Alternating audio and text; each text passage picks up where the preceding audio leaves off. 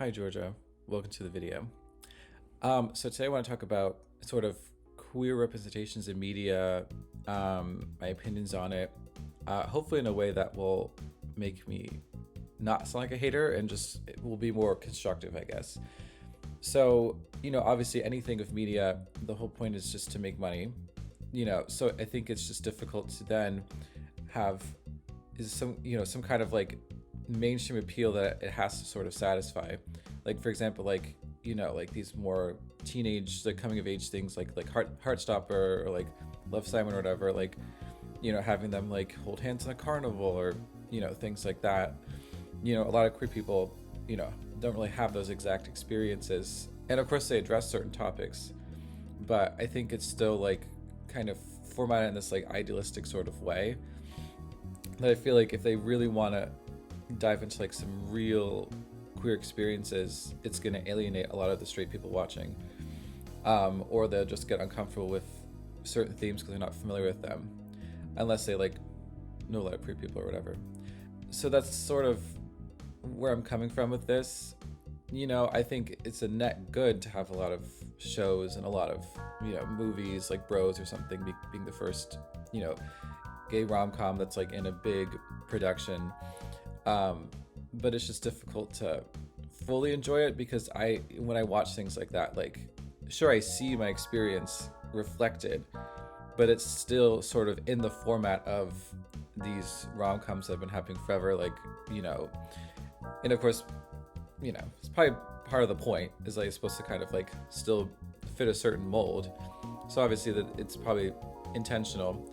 But for me, why would they try to use the same sort of format for a gay love story or anything like that? But I will say that obviously the whole point of this is to make money, so it kind of goes into question like, okay, who is this really for? Is this for just reaching also straight people to make more money, or is this really to make a difference and really show what queer people want? So that's where it starts to feel a little disingenuous when I kind of watch those things and I observe them. And like I said, I think it's important to have any kind of representation. I think it helps a lot, but I think like for me, I want, if I'm watching something with a queer person, and I want to watch it also because like I enjoy it, not just because it has this person in it. Like the representation itself is not enough. Like there are a lot of things that, like for example, like I enjoy that happen to be by queer people and are informed by those experiences that they have, but it's not the sole reason that I enjoy the show.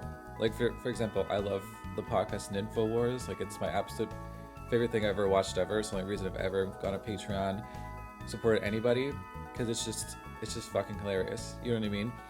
And it's obviously informed by a lot of their experiences as trans women, but even if they weren't, it's still a funny thing to listen to, irregardless of that.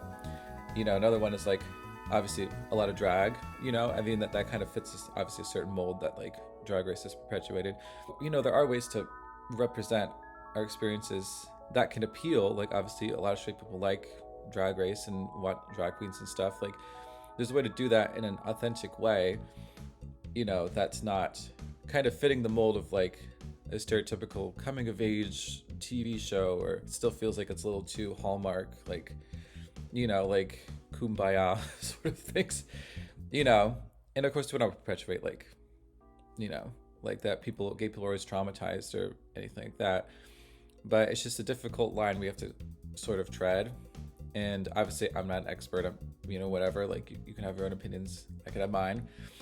That's how I feel. So obviously I want the representation. I think having things like Love Simon and Heartstopper, Red, White, Royal Blue, I think it's a great thing to have. But I think we should have, a higher standard overall, that we're questioning the motives of these things and thinking, okay, is this to make money and to be like a diversity thing, just appealing to the masses still? Or is this like a true thing that is for queer people, by queer people, that really speaks to experiences and lets that experience shine through instead of just being for a profit? So yeah, that's my thought. Thank you for watching. Bye.